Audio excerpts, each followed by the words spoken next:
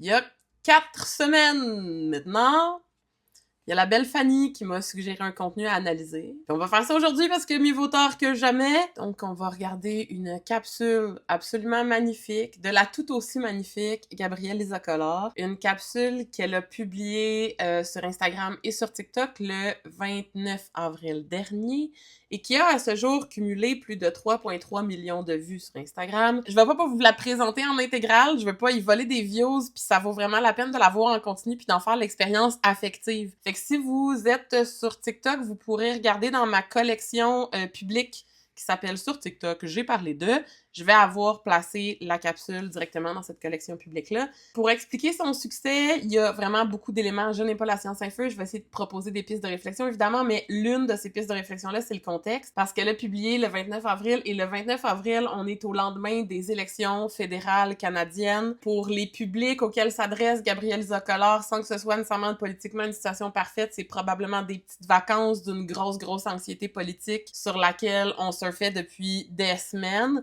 Je soupçonne aussi qu'on est tanné de parler de politique puis qu'on a envie de parler d'autre chose, qu'on a envie de se calmer les nerfs. Je pense que en partie, ça explique la chose. Maintenant, je vais vous présenter des extraits spécifiques pour jaser de ce que je pense qui fait le charme de cette capsule-là, puis on passe là maintenant. Salut tout le monde, je m'appelle Gabrielle, j'ai 41 ans, puis ça, c'est mon gros corps. Je vous invite à le regarder si vous voulez pour aussi longtemps que vous en avez besoin.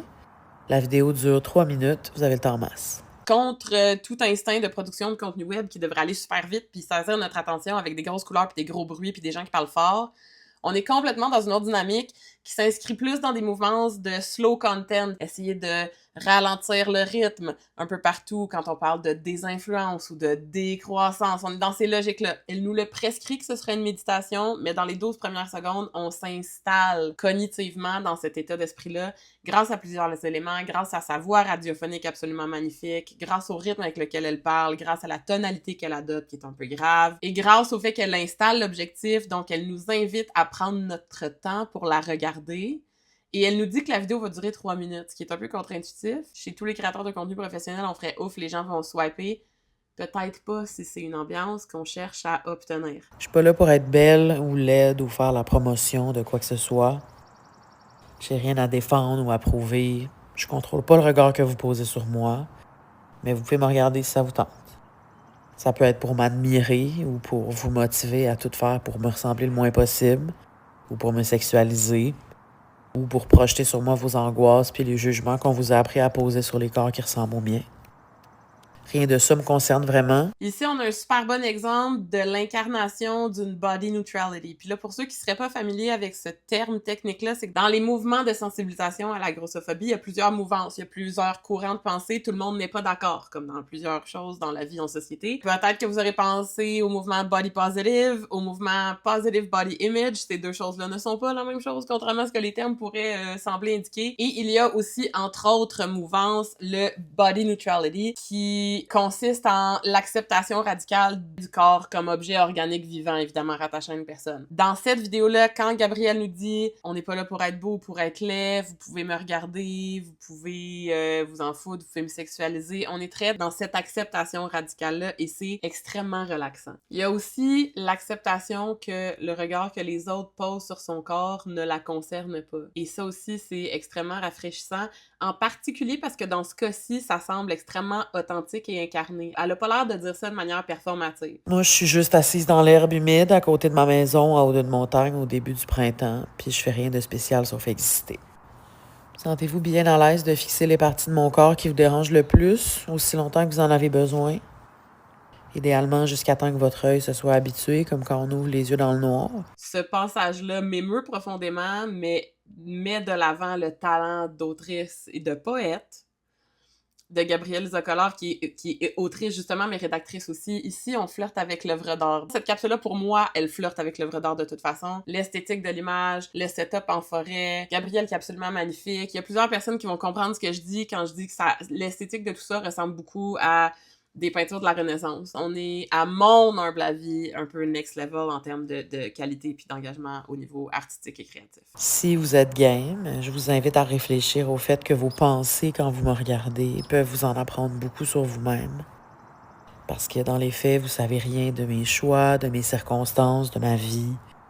Tout ce que votre cerveau vous propose comme sentiment puis comme opinion, c'est des choses qui vous ont été apprises par des gens puis des systèmes qui bénéficient financièrement puis politiquement de votre insatisfaction corporelle.